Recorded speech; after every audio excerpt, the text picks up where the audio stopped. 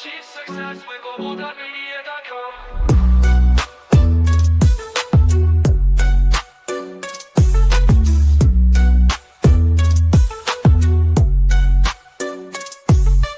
Every step forward is a new beat to your drum. Achieve success with Global.Media.com. Let's celebrate it with or without champagne.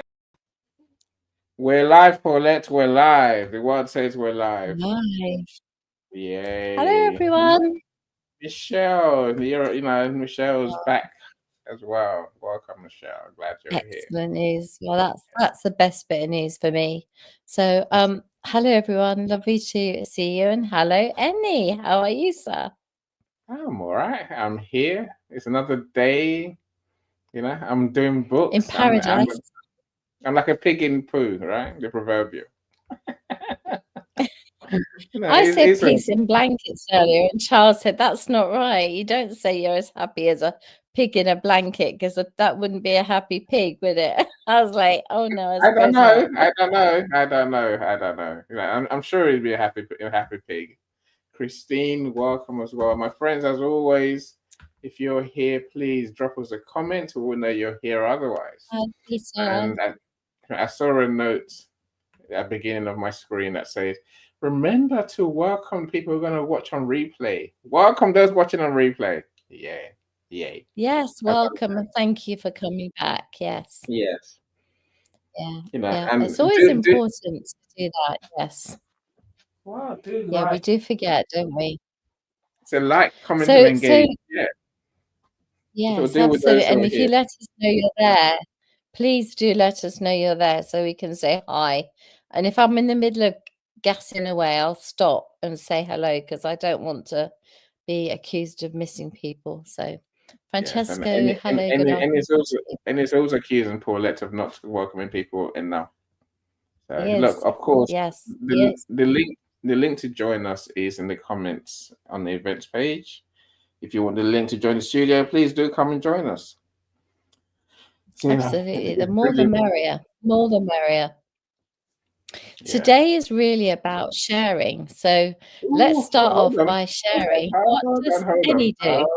Hold on. Cyrus is here, and the amazing Joshua. Hi, Cyrus. Is here as well. Welcome, Joshua. Glad you're here, my friend. It's so great to see you. Thank you, Joshua. Yes. I don't know why you're not on my stream yet. My brother. I'll worry about that later. I've adopted him. You've adopted Joshua. Lucky Joshua is what I say.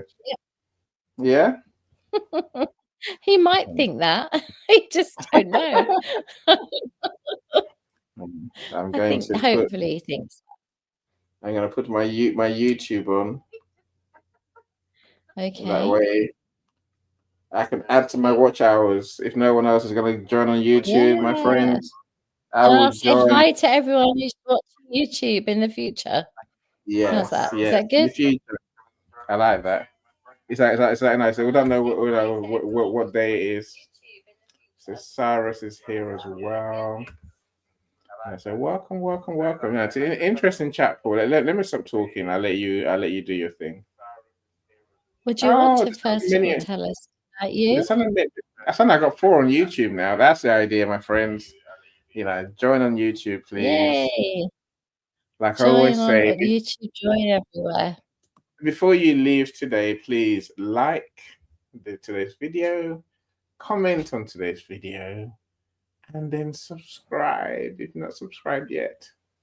And then please watch other videos. Just put them on in the background, and just let them play. Even on silent, I'll take. Just after the video, make sure you like, comment, and that sort of stuff, right? And this is a trick to YouTube.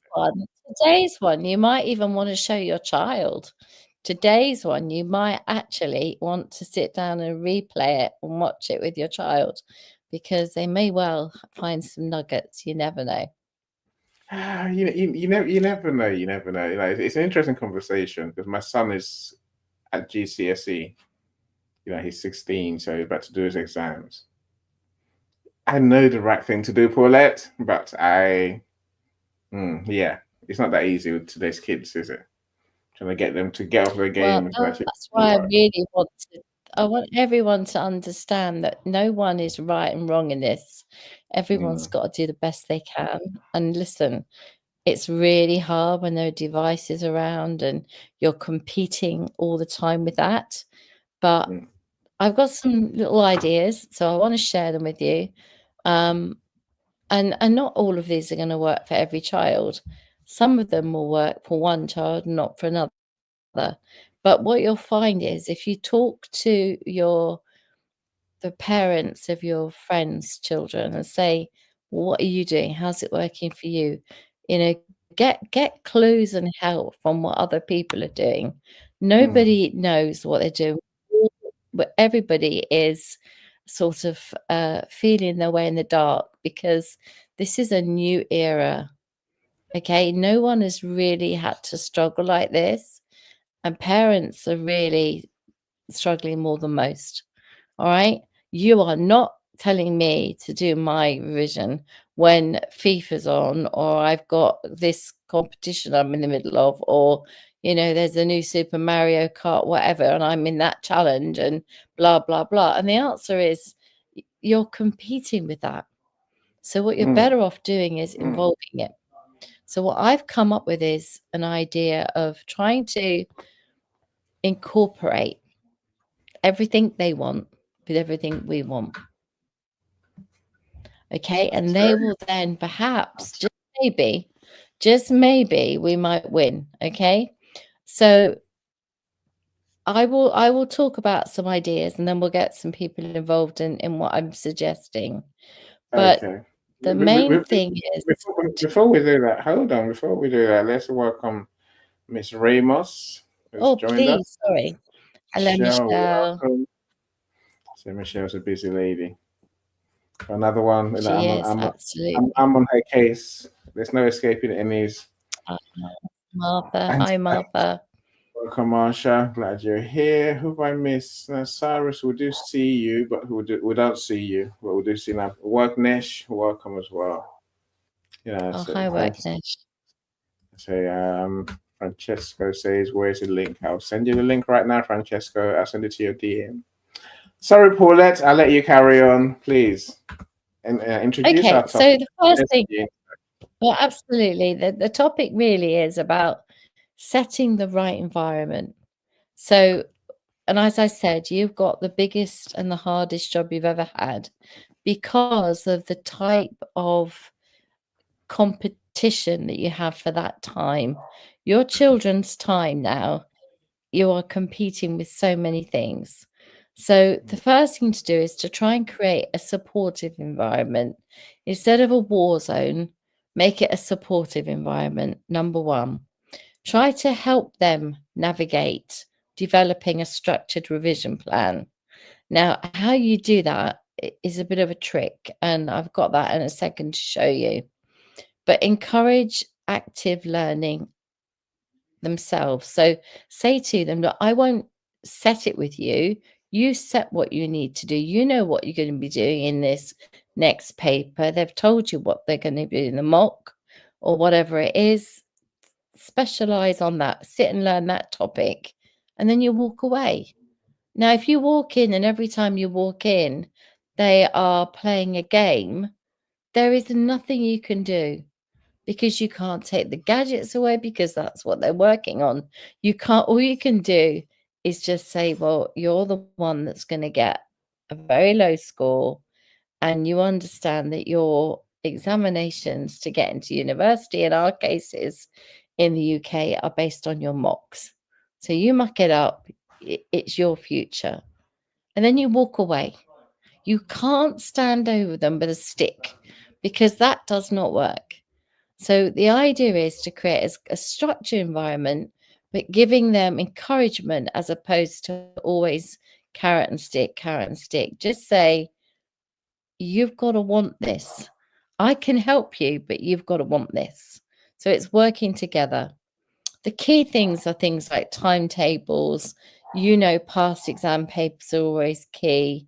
Encouraging breaks. Now that's where you can say in your break, when you grab a sandwich and have an hour's break, that's when you can jump on your game, right?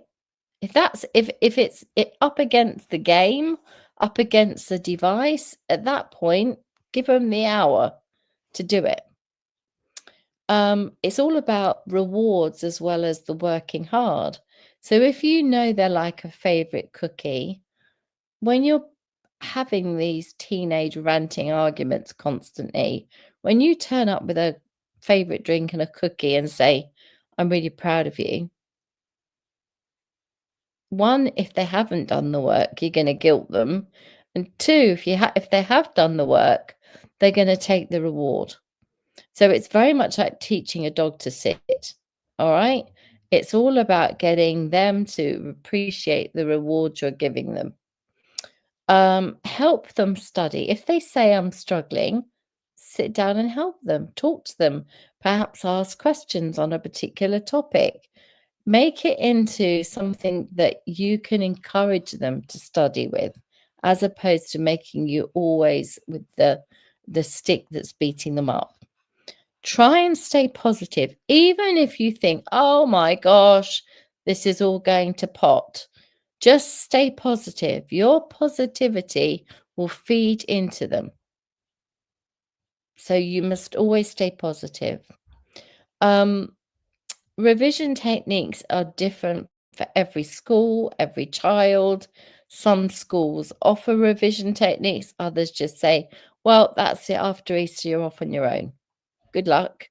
Revise. That's it. Shut the door. We'll see you when your exam timetable starts in May. I'm not sure that's a good thing, but every school is different. One of the things that we found is, Charles used to be an A-level maths teacher, which is like the top level maths you can do in the UK before you go to get your degree, which he actually got from Cambridge in maths and economics. So he's a real smart ass. But the point is, he does tutoring for mostly local kids around here. But what they do is, instead of one parent paying, which can work out expensive at £50 an hour or £40 an hour if he's doing mates rates, then he'll get 3 or 4 children. They all sit together in the room and he'll talk to all of the children, or they dial into the lesson that he's giving.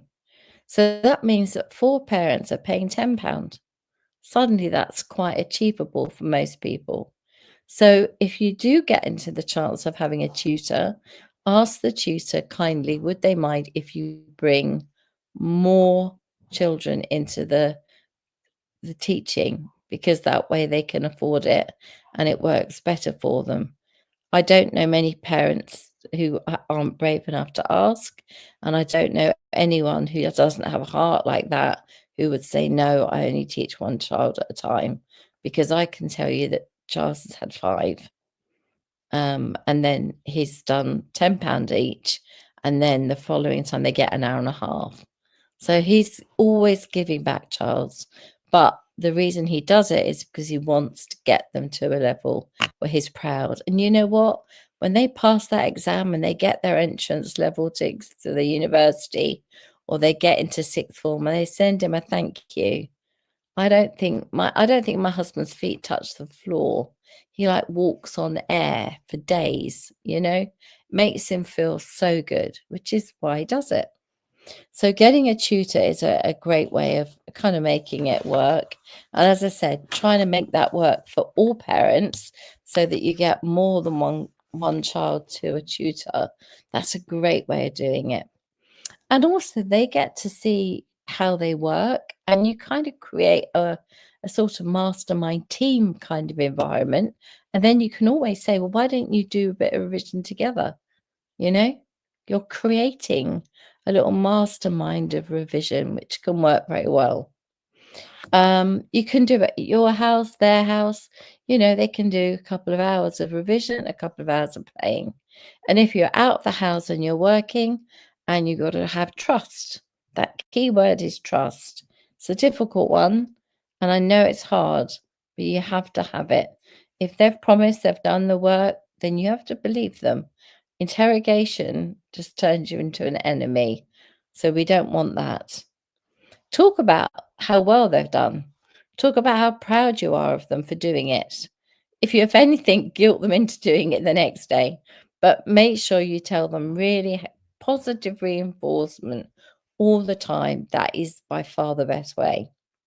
And the way that I just from experience with Ben, if you're doing 10 subjects, 8 subjects, whatever it is, you've got how many days between now and your first exam. Work out whether the exams are all the maths exams first, then it's, then the first one is history or science or whatever it's going to be. Work out your timetable so that you're not doing all your history revision when that's not the one you're going to be actually needing for 3 weeks. Leave that one on the back burner and really concentrate on the other 3 first. So if you imagine 4 slots of 2 hours in each day, so 8 hours of revision, but you do it as 2-hour break, 2-hour break, 2-hour break. Now that would take them to sort of 7, 8 o'clock at night. That's not unreasonable. And then they've got the whole evening to play, chat to their friends, play on their games, do whatever it is they want to do. And if you can, and you can get to the stage where you say to them, and this is what we did, we said, if every subject has 25 or 28 hours of revision, can you imagine what you could do in that time? So if you started, let's say for argument's sake, like now, Easter, 8 weeks between now and the first exams it is in the UK. So let's say we took those 8 hours and we 8 weeks, and we broke it down to 7 days, okay? And then you work out how many slots there are in each day, and then you produce a timetable. And I'm going to show you one that we did. We actually purchased this. I didn't make it. I bought it. And this was one, let me just get the camera right. This was one that I bought for Ben years ago. And it had the slots in it, and the slots were big. So we divided those slots as blocks into 2. So actually block 1A and block 1B. And then the breaks could be however long we chose them to be. We didn't need their times to tell us what to do. We worked that out ourselves. But we had the timetable like that. I don't know if you can see it clearly there. And this idea is by far the best for the children, because the young people see, I have done 20 hours revision. I'm ready. I have done 28 hours revision. I'm ready. As opposed to, I don't actually know what I've done. I know I've read my file, but I don't know what I've done. This tells them, shows them. So you keep each sheet every day. We used to keep all the sheets, and we'd be like, look at all that. Just look at all the work you've done. And that makes you feel like, wow, I'm ready. I'm ready. So it's this positivity, positive reinforcement, positive cookies. Listen, cookie them up. They're going to be burning that off in them, all this hard work. Just give them what they need right now. If they want a bit of junk food, you know what? Treat them to junk food. They want a hamburger and chips at the end of that day. Well, if you've done a week's worth of real hard work, maybe you deserve that break where you get the treat. It's, as I said, it's got to be a little bit like how you teach a dog to sit. It's about positive reinforcement. And teenagers, they can be some difficult devils to manage. So just understand that that's what I know. That's what I've done with so many parents. I have personally worked with many, many parents who've got into the point where they can't even be in the same room as their child because it's become such a war zone. And I've had to repair the relationship and then put them on the right tracks. And I just think that's a real shame, because all it would have taken would have been a little bit more listening by both sides. Nobody really wants to row and argue fall out. It's just hormones and it's tension and it's nervous anxiety and it's all of the fears coming through, your current fears, old fears, new fears, all the stuff that's happened before in your life where you didn't quite get the grade you needed. That all comes to the front and says you can't do it. And what we need to do is say to them, oh, yes, you can. All right. So that's me done, Annie. So I would like to hear what other people have experienced and what news they have for us, please. Thank you.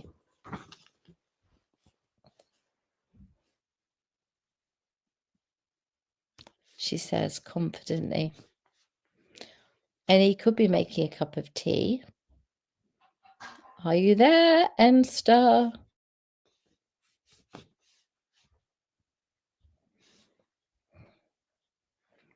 So if you're watching this on replay, this is not my fault. This is Annie, who's disappeared for a cup of tea, but we'll be back shortly.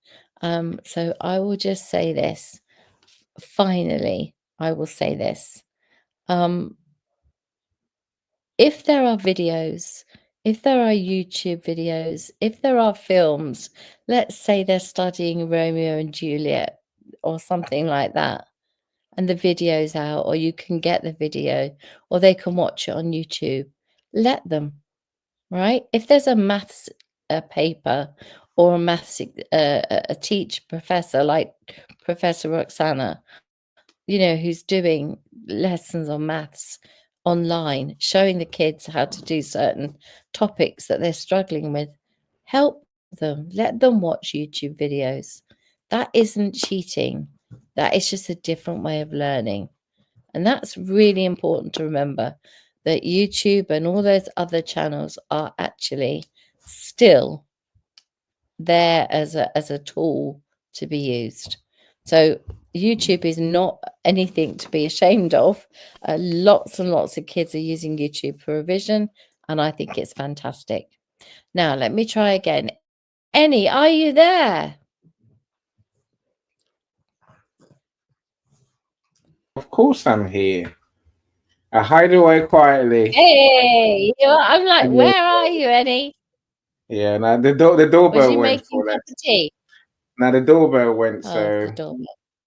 yes, I had to go and get that. Okay, who else can we welcome? Say Jay's here. Welcome, Jay. Our Hi, storytelling Jay. strategy. How you doing? Hello, everyone. He says, and hello, Paulette, William as well. I thank you Hello, William. all for joining us. Look, my friends, if you're here, speak up. Let's welcome you. So thank you so much. Right, Paulette. Now you mentioned many things. Yeah, it's not easy. And I guess my son is 16, so he's right on his exams right now. His exam starts next month. We've gone past the mocks. I think there are 2 sets of mocks, which is a good chance to prepare. I guess, I'm wise enough to know it's not about what the kid learns for me. It's about learning how you work. That's what I want my son to learn. And then my son came in. It's been what, say, in the 16 now, since he was probably 10. He's had this thing. I want to be a doctor. I want to be a doctor. I want to be a doctor. And so now we've got to exam time. I'm like, well, show yourself you want to be a doctor. Do the work. Like you said earlier, being a doctor means you have to work very hard. But it seems to be having an easy life. He seems to want to take it easy, believing that he's a genius, Paulette. He's the biggest. At one time, we're very frustrated. Literally, How I was did he like, get on in his mocks? here, so the grades, it's an 8s and 9s for the top grades, right? I think he's getting 7s. Sevens mainly. No, mainly 7s. English was a Okay, so disaster. a 7 is an A. A 7 is an A. Now, Yes. an 8 is a high A. Yes. All right. A 9 is is the the right top aim. 5%. Yeah, Right. yeah. They're the ones they want, right? You know, so They are yeah, only, this is what I kind of get mad about. They say we're short of doctors, and yet they only really want that top 5%. When yeah. actually, the doctors we have from abroad, we don't know if they were the top 5% or the top We, 10% or top 15%. yeah, All but we know we is should they're a be, because doctor. that, hold on, they have to do a conversion course. You know, you can't just appear for another Not all of them. year. Depends what country. Depends what Yeah, no, country. you what? If it's You know, If it's Australia and are leaving here and they wanna mm, go and do a GP's course or something, absolutely. right, But if they're coming in here to be a doctor, or they can mm. prove they've got their qualifications, and we don't even sometimes check that, as we've now found out. No, Um, no. I think we're better than that. Look, my dad was a surgeon. He couldn't be a we're surgeon here because getting better. We're he not didn't do we're the not on conversion. it any, trust me. We're getting better, right? You know, so We I are, have no reason but to they believe are doctors in it. abroad are not the top as it should be. But then they still have to do the conversion course when they get here, so we can judge the standards, right? You know, but look, I think Hopefully. my frustration is the school make it sound like it's not important.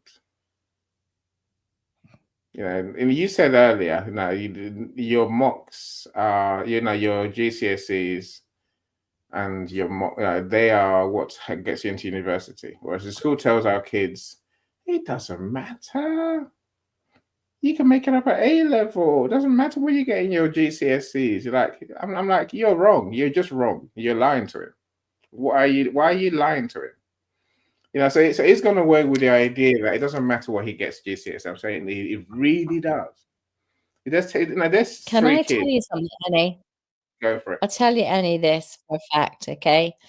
Ben had, and this is really the truth, Ben had, I think 10 or 11 doctors in Mm, his, 10 or 11 students, including himself, that all wanted to be doctors, okay?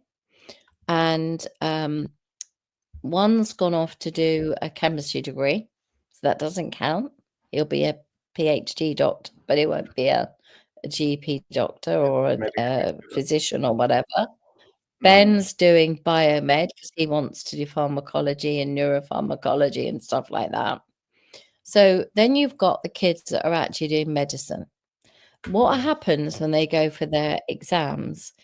They go and they sit a BMAT exam to see how high they are. And if they don't get a certain grade, it's done. Forget your yeah, GCSEs, forget your A levels. You don't get a high enough grade in this BMAT exam, you're done. And we know people that got 4 A-star A levels, 4 A-star A levels, and didn't get offered a place. All right. So they do an interview. They go through an interview process. They have to get their A-star at A level. Then you're up against all the other kids that got A-star at A level. So what do yeah. they look at next? Your GCSEs. And they go, so this shows a sequence, a process, a progress of trajectory of learning, right? They're looking for a trajectory of learning that is still going like that. GCSEs were good, A levels were good. Now let's expect a first at university. So Yeah. the trajectory we're looking for is of the highest standard. So Ben's looking at doing a master's. He can't even do a master's unless he gets a first. And then it's a conversion course, and then he'll get to do his master's. So there won't be any celebration until next year when he does his master's. And then after that, his PhD, if that's the route he chooses. But the point I'm making is they do look, because you're up against everybody who is at the same level. And that makes it extremely competitive. We've got a Yeah. friend whose daughter wants to be a dentist. We're crying out for dentists in the UK, crying out. She didn't quite get a high enough score in her BMAT. So guess what? They didn't even bother offering her place. They didn't even look at her. She just didn't even hit the radar. And I said, well, do they go through clearing? And they go, you don't have dentistry through clearing, dear. You know, it's like being a doctor. You know, you either get in or you Yeah. don't. So she's Look, going again. She's off traveling. She's trying again next year. So, so you know, I think the whole point I'm making is that we really do put so much emphasis and pressure on these exams that we need to show and help our kids to do the best they can. And you cannot expect a child that is not of that standard to suddenly turn it on. You've either, yeah. you know, by the time you got to GCSE level, you should know, or high school diploma, you sort of know whereabouts they are academically. And then it's you to guide them whether or not university is the right place for them, college or whatever it's called. You know, I think we have to be mindful that not having thousands of children leaving university, not children, young adults, I'm not allowed to call them children, young adults leaving university with degrees in geography and criminology and wondering why they can't get a job and working either for a fast food company or delivering Tesco shopping. And that Yeah. is not a lie. That is a fact. There are not the jobs there for these kids who are coming out of university with degrees. So what was the point of spending £130,000 to get this degree to now end up doing what you're doing? You might as well have Yeah. done that at 18. I, So I there's a lot to be agree said with you. for learning. I agree with you. I agree with you. You know, so you know, we have many challenges. The schools are not expecting our kids to do well. Number one, you know, so almost the schools are willing to dumb down for our kids because they don't think they're going to become anything really. That's what it looks like to me. I could be wrong, but so that's a feeling I get.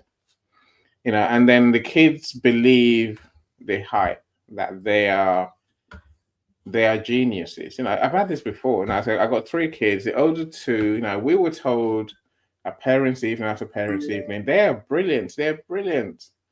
And then the last one before the exam, they're like, they're gonna fail, and they didn't do too well.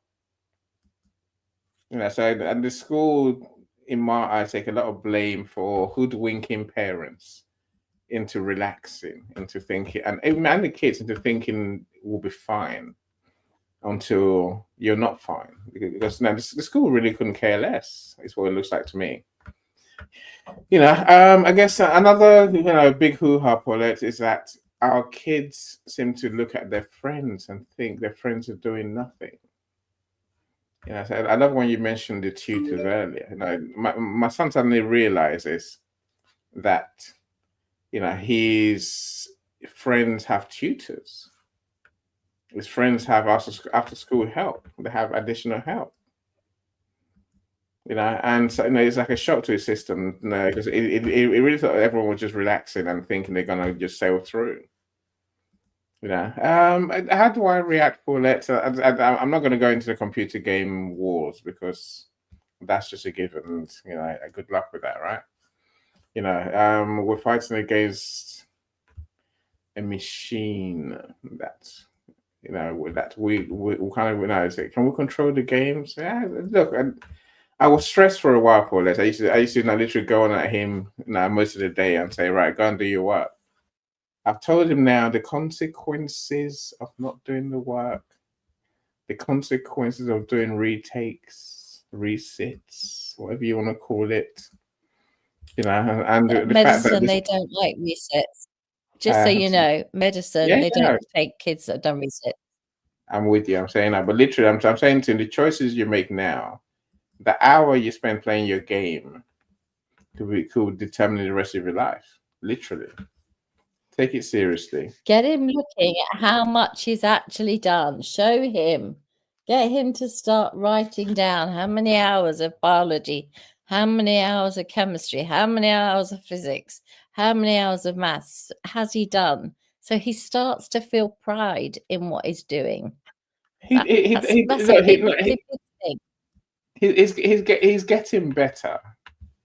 You know, so last night he came back to do maths, for example. I'm sure he fell asleep. I'm saying that. So, you know, he's getting the idea. Whether it's soon enough, early enough, I It's don't not know. too late. Listen, he's got Yeah, 8 it's weeks not too before the late. first exam. Yeah, and he's telling me that there's gaps between I each. worked it out, Annie. He's got 224 hours that he can Yeah, turn it around in. yes, quite. Let's see what he does. But the thing I don't do, I don't get stressed about it because it's not. You know, there's two reasons I don't get stressed. So one is that it's not my exams, and you asked earlier when do you just go through exams, and I remember my exams were my choice, and I had to make a choice to do the work. And even then, I did the work, but I didn't get the grades I wanted in that sense. You know, I wanted to be a doctor too until I realized I can't do maths, physics, or chemistry. And I passed on GCSE, but A level exposed my weaknesses. Hence, I became a psychologist. He can't even be a psychologist. And I said, now I'm saying to him, no, it's your choices, and you'll see the impact of your choices. You know, if you want help, we'll support you. You know, we'll bought all the revision books. We're giving you the space to work and be yourself, and space to choose what you want to do. Don't expect me to lose my head over your choices. Now, if you fail, you fail. You have to Just reset. remember where Charles is as well if you need him. Just ask him. Yeah. Just talk to Charles. Just get Charles won't even charge you. Just ask Um, Charles to give you an hour. I brought him to your house, so you know it's not as though you haven't met him. I'm saying, he's a charming lad. He means well. Let's hope he takes the exams seriously. You know, so his mum doesn't even get Like nowhere I near. said, Ellie, get him to get the pride in what he's doing.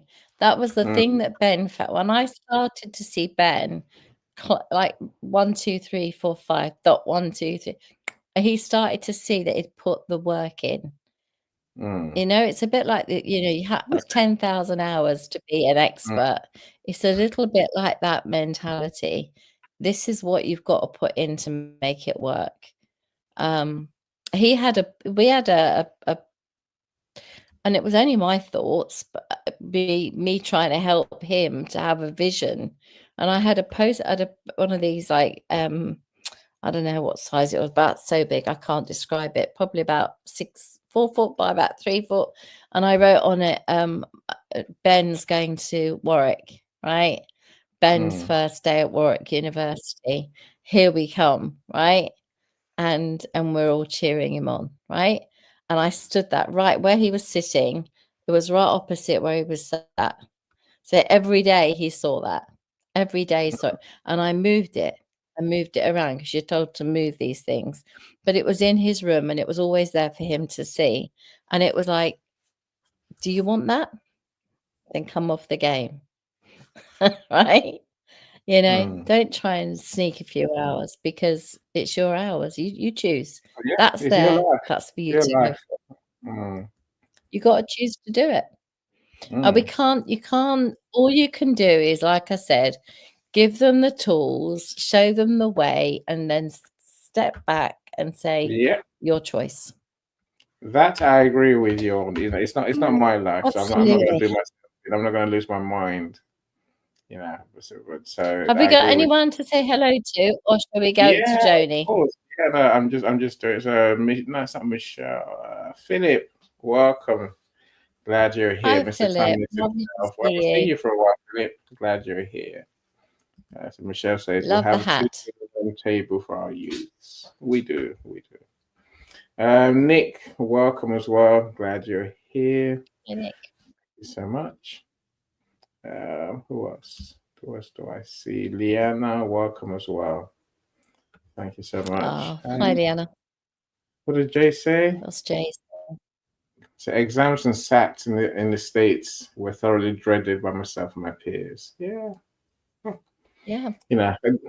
So, many dread exams. I guess I always thought I was ready. I always thought I was, but the reality was a bit different to my expectations that I would just sail through everything. I didn't do bad, and I've done well to be here, right? So, hopefully our kids will do the same for it. Let's hear from Yeah, Michael. and all I would say is just remember positive reinforcement. Think about teaching a dog how to sit for a bone. We're doing Mm, exactly the same thing. We're just giving them positive reinforcement, but using cookies. mm. Yeah, no, it's true. It's true. Look, Hi, I Sharon. think the kid that can find their passion and their drive is infinitely more likely to be successful. And I think Yes. it's yes, we have to give them the encouragement. I remember now, my parents, they were crazy, crazy, mad crazy, batshit crazy. That's that crazy, right? Work, work, work, work, work. If you don't work, then there's punishment. I'm like, what's the point of any of that? It doesn't work. The encouragement is what you need to do, and the kid has to find the drive themselves. Otherwise, it's a losing game. It really is.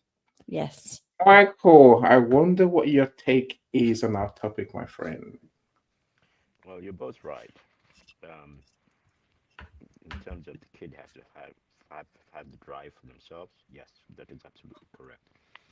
In term and find it because once you're gone, you're not gonna be there anymore. What are they gonna do? Play games all day? No, it's just not gonna work out in the real world. And they're gonna be stuck when they find out later on that they can't be just playing games. They shouldn't have been. They should have focused. And sometimes it takes time for children to mature to get to that stage and point. And this is where I come to Paulette's point. Paulette has a way of getting her child to do things that he may not have considered, you know, worth doing. But she's extremely good at it, and let's just say she's extremely good at coaxing people. That's why I consider it to be her to be like Mr. Atkinson, because Mr. Atkinson is also very capable of doing that as well. Not just making people laugh, but making people to come to his side and enjoy his side from where they are. They may be having a terrible day. They may be in a point in a place of oblivion, but they see him and they're in, you know, hurdles of laughter. That's what Paulette has. She has that gift, and um, having her talk about this is very important because yes, children do need to be nurtured, and it is just like Annie said, it's becoming more and more difficult to do so. Um, and that is true because of all the distractions that are out there. Now, you consider this because I was actually taking a look at a blog that Miss Kim wrote about AI and AI being being a partner in teaching kids. And AI has blossomed in such a manner that um, children with autistic problems actually grasp to it easier and find it easier to cooperate and learn materials that they have been missing for years. Of course, now you have to start considering. Okay, so how this AI program or technology affect normal children? And you get definitely marked improvements as a result. So blend technology, especially AI, to actually get and involve that to teach the kids. And the advantage here is that you have an AI program that will be tracking the kid on those on those studies that he's having difficulty with, and those studies that he's very easy and very competent on. You have a tracker, an aid that tells you this is where your kid is at, this is where he needs to go, and this is what he needs to do in order to get there. And they can actually, in engaging with AI, they can do this. Another thing that you're having a problem with, Annie, is your son likes playing games. He enjoys playing games. He's marvelous at it. I mean, you sit down with him and you play with him, and you have the joy of your life just engaging with your kid and your son playing the games. Well, that game can be temporarily stopped or halted, but just by simply putting in a code that basically gets him to think about, okay, some sciences, answer these basic questions, 10 or 20 of them, see, and if he's able to answer a certain percentage, he's able to continue with the game. If not, then he needs to review until he gets those questions correct. Because there's certain ways that you can answer and there's certain ways that you can get those things correct, and that's the standard that we're trying to get children to that point. Once he gets that and he sticks it in his head, he knows that what the answer is, and he knows that if I need to go through and play my game, I need to know that answer. So that's going to be an incentive for him to keep that information in his head. And if you do this from a lower from a low age, you'd find that the children are learning faster. They're learning to become a lot more adaptable. You can teach them more and more complicated info. You can give them more and more complicated information and put them up at a higher level by doing so. So I think this is a worthy conversation, and I believe that there are a lot of people with a lot of ideas out there. This is just one of them, and or two of them, and I really thank you both for bringing this up and actually presenting it the way you have presented it, because like I said, it's a worthy conversation to have.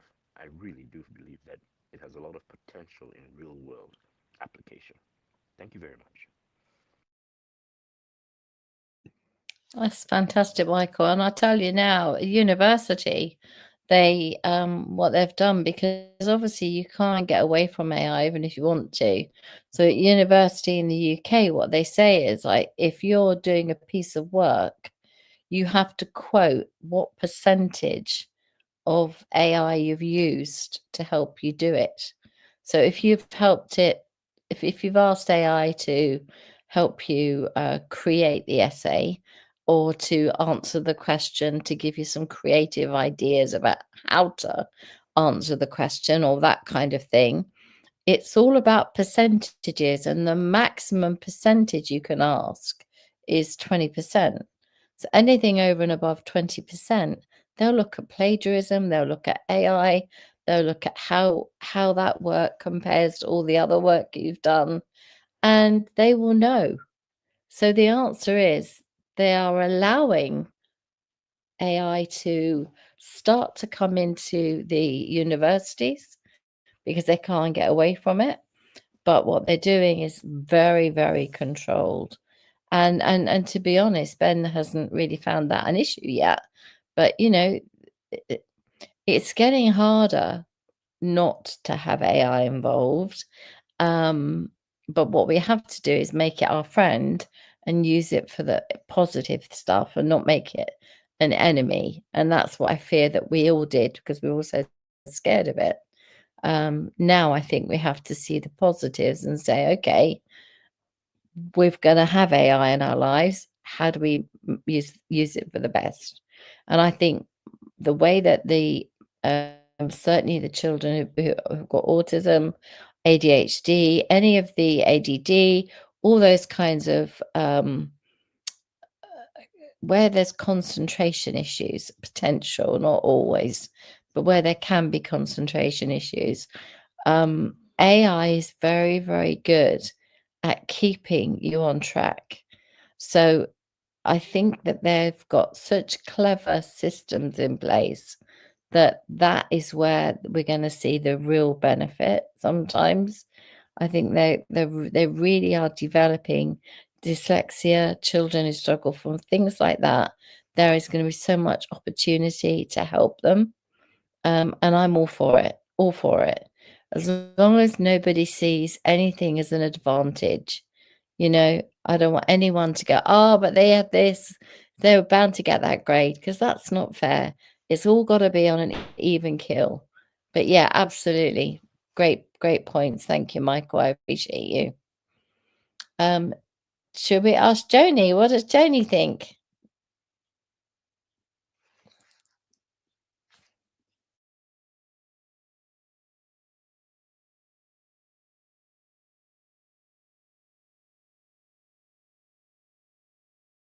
Yes. Sorry, my computer was like kind of You're blocking. on mute. I know. I apologize.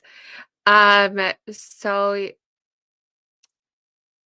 here's us. I took the SATs because I was East Coast, and I got a really good score, which at that time was like a 1320. And then my parents were like, you could do better, put me through multiple classes, spent probably a lot of money. And I did worse. I got a 1240. And then they combine like the averages of the two back then. Okay, so let's say this is 1999.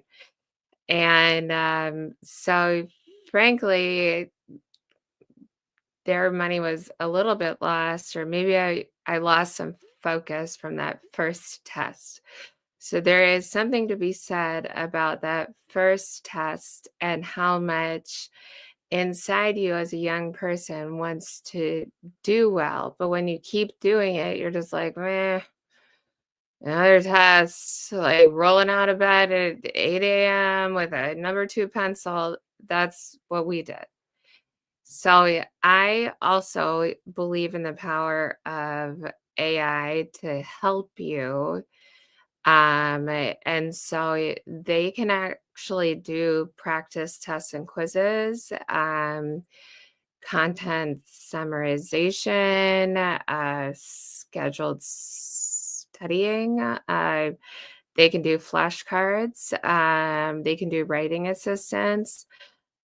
Surely they look for AI, but that doesn't hinder your child from using AI. Especially, I believe it's called Brutus AI, that is really effective with studying goals. But something I've implemented with my children is kind of the interval reviewing, which I believe you might have mentioned, Paulette.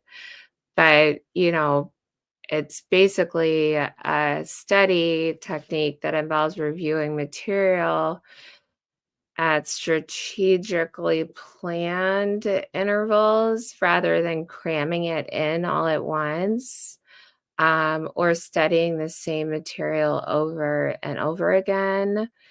So when you kind of cram all this material into your brain, and then you're like, boom, let's go, it doesn't stick. It doesn't stick to that part of your brain that makes a long-term memory. So basically, you try to figure out what they're struggling with, and then you do basically practice it over a series of weeks or months, and in a short amount of time, like, so not to overwhelm you or the child. But the intervals can vary from person and subject. Essentially, like, it's like their learning styles and difficulty of the subject. I mean, I have one child who is amazing at honors physics. And then I have another child who thinks she's good at math. And I'm like, no, no, no, we're going to need to review. So you review the material once a day, and then after 2 days, and then after a week, and then after 2 weeks. And AI can really help you with that, to remember each piece of information. And there's a lot of different apps that can help, but it improves the retention of information. For me, I know, even though I love languages, it was hard to recall language. So that sort of tool for me would have really helped, if- in various different language segments. I don't know how it is there in the UK, but in here we did AP testing. So if you're in AP classes, you would get so many marks for AP Spanish or AP Bio, AP US History, and they are used as college credits. And even though I got good marks in those grades, which we got A, B, C, D, and I wish I had some of these tools. And so I wouldn't hurt to consult someone who is really knowledgeable on the AI tools that are most effective if you are looking for a help for your kid or a tutor. And I can speak to you from, two teenagers and then one little guy who never letting him go to college. Never. And so just see what is best and maybe talk to someone who is experienced in that, because AI really has leveled the playing field as far as studying goes. So I absolutely love that, and I'll tell you, Ben used to do something called Quizlet. I don't know if that's still around, but Quizlet was one of love the first of Quizlet. the AIs. Right. It's So so fun. Quizlet used to be one of the very first. Well, it was, they consider it. If you look online, Ben shouting at me, it was an AI. So that was like the first kind of piece of equipment that they had that Oh, could do well, these you sorts shout of at tests Ben on. and ask him if he knows what canoodle is, because that Do you was know what very canoodle is, Ben? Do you know canoodle? Never use that one. But so the thing that this I was was going to like say is, OGAI. well, that's brilliant. You know, anything that will help your child. I mean, I can remember And without like a ton sitting of money. hours writing cards, you know, sitting myself writing cards and Me then too. having like a little bank of cards, you know, and now they can just go, oh, and all the information is there. Or if you just tell it what the subject matter is, it comes up with questions that could be within that exam But piece. There is Paula, so much support there. it's so, You know, don't you think that's all right. that so I back in the 90s, the parents who had money, who could afford tutors, that was an exorbitant amount of money. And you have to sit there and you're like, oh my God, I have to do the SAT again and again and again. It's kind of the financial piece has leveled the playing field for parents if you use it appropriately. So that's a Definitely. really good thing. And kids know how to Of course it use is. technology better than anyone. And when you actually Me go too, in to do exactly. the SATs, ACTs, what is it called there in the UK? We have It's GCSEs. GCSEs. Yeah, we Oh, have GCSEs, A levels, and then so it's like in Scotland they're called hires. You know, they're all this. It's all basically like a level of yeah. entry level to university. That's really Did what you have it's to all write, about. like, And do what I like math section reading, like, reading comprehension, and then yeah, like all of it. various different, and then you had to write an essay. That's My it. essay I thought was Yeah. amazing because I'm a writer, and I got the lowest marks on that. Do you know, I'll tell you something really funny about that. Ben had this teacher. She was, that's another thing, that the relationship between the child and the teacher can have all the difference in whether they like the topic or not, whether they like the subject, whether they want to go on to do it at A level or advance in it, because of the relationship. And that is bizarre, but it's true. But there was this one particular scenario where we had this English teacher, and Ben, being mildly autistic, she struggled because she was very autistic, to be honest. Now I understand so much more. But but she could not teach Ben, not a chance. And when he went to go and do his comprehension, he got quite a low grade. And for a child who's considered well above average, it was a bit of a shock. I got called in, and he was just changing teachers. And I said to the teacher, I don't understand why he can't do it, because I'll sit with him and we'll work it out, because to me, comprehension is the easiest thing in the world. So I'll sit with him and do it, right? So I sat down with him and I said to him, it's just like maths. You know how much you love maths? Oh, yeah, I love maths. I said, well, comprehension is just like maths. All you're doing is going 2 + 2 = 4.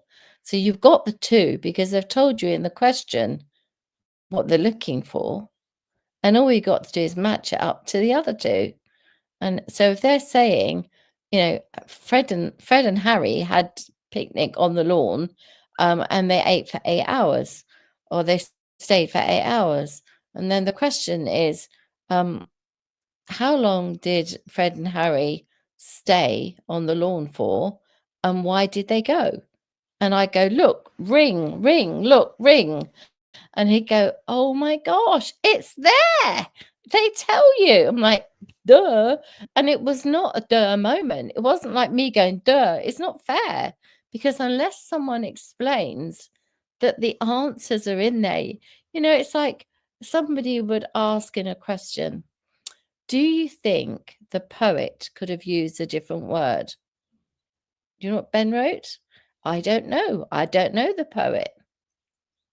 Now, that's a literal answer. It's quite accurate, but it's wrong, right? Do you think the poet was unhappy when he wrote this poem about losing his dog, right? About losing his dog. The big thing is that the poet wrote a whole poem about his dog dying. And do you think the poet was unhappy? Well, I don't know, because I don't know the poet. And it's like, the literal side comes in, right? Now, Yeah. that is about 30% of kids. And it's actually is more like not 50% in growing. boys. In boys, it's even higher. So I the know. literal word is so much harder, right? So when we sat and we did comprehension, and he went, oh my goodness, all the answers are there. I don't have to try and work out what the answers are. They're there on the bit of paper. And I was like, hasn't anyone ever shown you this? And he was like, no, we were just told to read it and then answer the questions. When I showed him, It's so it much was so easy for him. Yeah. It's so much work Do you for see? And it's a different kids. different way of teaching. Yeah, and it's horses for courses, but everybody is different. And especially when you've got a class where you've got some children are a certain kind of way and other children are other ways, it must be very difficult for teachers to teach. But the way I look at it is this: if you imagine half the class are like Ben, either literal or autistic or have got some sort of spectrum, and the other half are not, if you teach it both ways, if you show them both ways, the kids that got it are going to go, oh, well, that was obvious, right? Because they got it anyway. And those kids that didn't get it now get it. So that way the teacher is teaching the whole class, not a percentage of the class. I agree. I feel like I should, Yeah. and I did know at some point my middle daughter, who does have ADD, and I fought for her so hard to be recognized as this, because my other two, my oldest daughter, youngest son, it just comes easy peasy to them. But she was sitting in the back of the car in her little car seat, and she couldn't have been more than 3, but probably 2.5. And she's like, Mom, what did one clam say to the other clam when a wave rolled over their heads?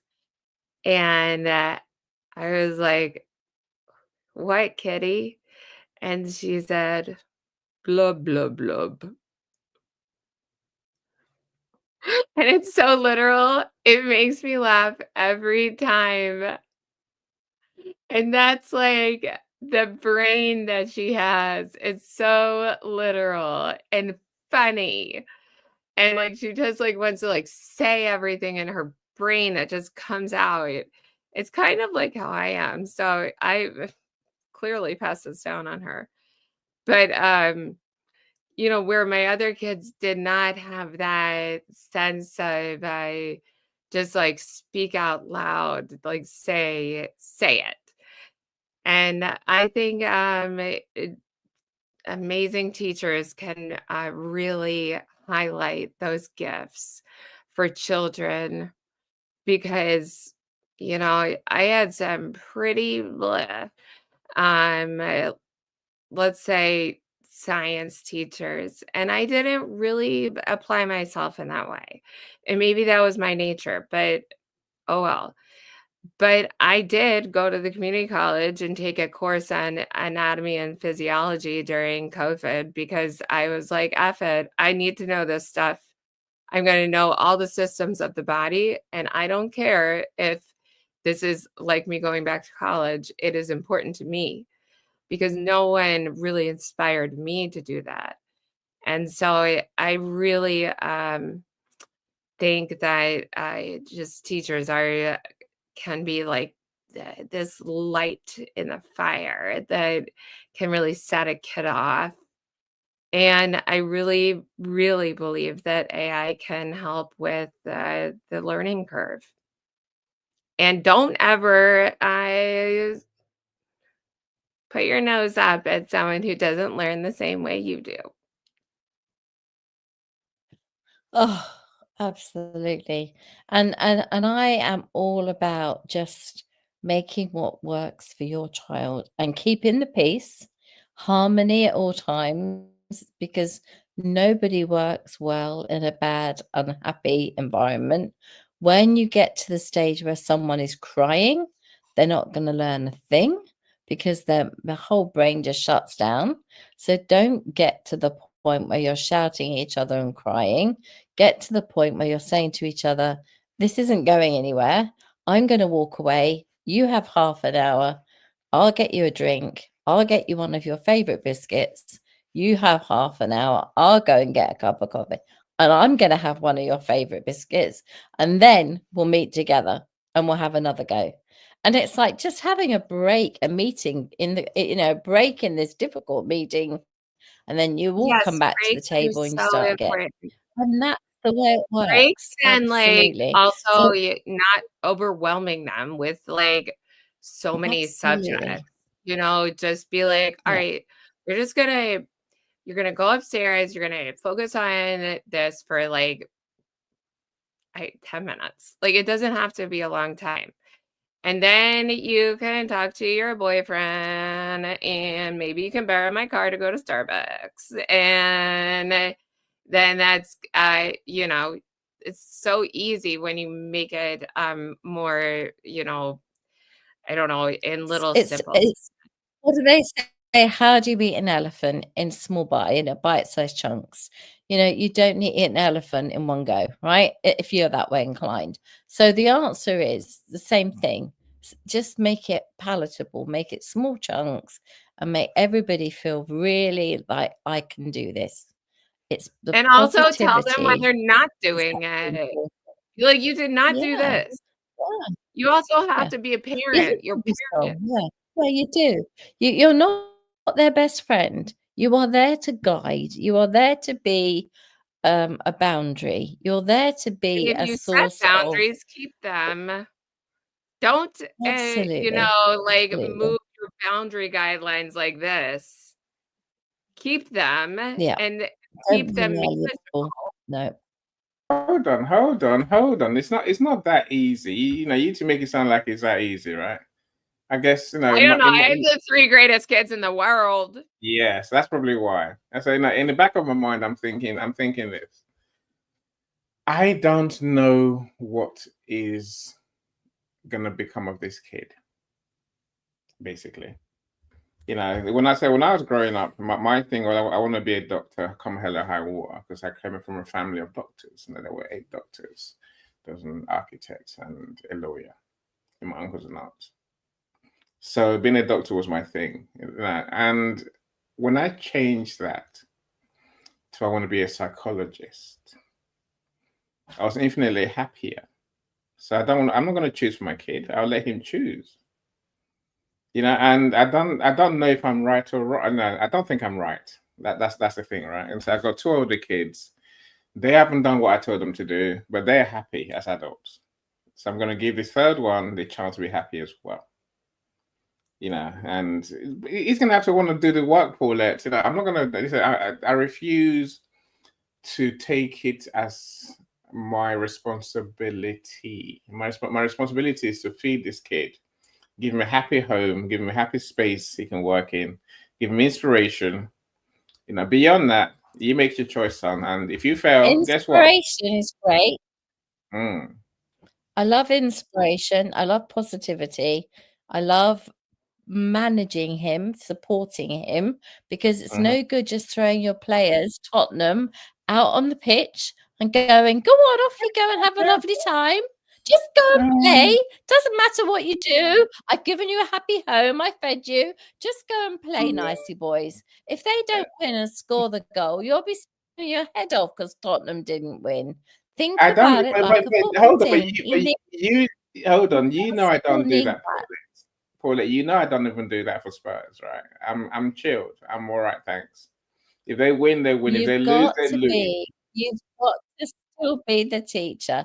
Listen, I'm really sorry, guys. I have to go and be on the telly because it's this book launch thing. So I've got to disappear at 10 to. But I have loved today, and I'm really, really grateful that we brought AI up and weren't frightened of it, because AI is the future. It's there. It's always going to be there now. It's never going away. And like I said, at university, they even have to quote how much AI they used in their work, in their exams, in their tests, everything. So AI is where it's going, and we just have to make sure that we get our kids to the point. He's got all that he's got access to all of that Yeah, Quizlet, I, all I this know. stuff now. So Mm. he can use it, and if he chooses to blow it, then he chooses to blow it. You're right. But you know what? I think I would go as far as to go and buy him a white coat. I would go and buy him a white coat and hang it up in his room. And he'll say, what's that for? And say, that's your doctor's coat. And guess what? Or ask your dad if you've got an old one. The point is, or is your granddad's stethoscope or whatever, just give them something that says, this is what being a doctor is. If you want it, you reach out for it. I like that. That's all I would say. I'll do that. You know, subliminal hints. Yes. No, that's why I say. You know, That's what Ben's big sign about welcome to Warwick. Yeah, Ben's welcome to Warwick sign. That's all it was a vision. This is what you wanted. I don't want it. You want it. Yeah. We're just here to feed you, look after you, and you know, you gotta want it. Sharon says, Right. anyway, you're stressing me out. Twins are 12 going on 22. Sharon, you got all the fun to come. 15, 16 is when exams normally are. So good luck with that. Positive feedback, says Michelle. It's a good thing. I think we agree. So Mark, welcome. Mark, I'm glad you're here. Thanks for joining us. Hi, Mark. Cyrus, we see you as well, Cyrus. Pleasure to be here. Thank you so much, Cyrus. Our podcaster in chief. Linda, a mental wellness genius. Glad you're here as well. Linda. We must get you up here soon. We'll get you up on Monday. Yes, for sure. If not, if not one of these, then it has to be mental wellness room. So do come and share, Linda. Cat, so I was caught up doing things with my freelance boss. Yeah, I don't understand that. So, but you're here. You're never too late, my friend. Thank you for coming. Thank you. I said, glad to be here. Took advanced placement classes in 82, 83. Goodness me. I was young. How old was I? Was that 10? Thereabouts? Yeah, probably younger than that. Yeah, no, I was 9. I wasn't. We got I wasn't. We're not talking about your 64, age. 83. No, I No, was so definitely not. I was 17. see, everyone loves Ben. Ben sounds like the perfect kid, focused, driven, and fixated on whatever he wants to do. That's the important thing, right? So, good, Absolutely. well done. But that's what you can do with Granddad's stethoscope, Granddad's white coat, anything. Just something that will motivate. It's all it's got to be. Just something hanging up there, subliminal messaging. That's what it is. And humor. Listen, I love a bit of humor. Love a bit of humor. But I'm going to jump off now. And I really apologize, but I've got to disappear. Do you want the room to carry on, or shall we call it a day? No, we're going to end the room. I have to go too, honey. I am volunteering, so I have to go. All right. Bye, Take care. Bye, Journey. Bye, everyone. Thank you. Okay, bye. Bye, everyone. Thank you. Go and connect Thank you in the very comments. much. Bye-bye. Connect in the comments. Bye, everyone. Sounds Bye, great. everyone. Bye, And go to YouTube and put a comment and watch lots of other YouTube things. Yes. Yes. And then Bye. Bye, everyone. Bye. On any YouTube. Yes. Bye. Celebrated with or without champagne or rum. Achieve success with Global.Media.com.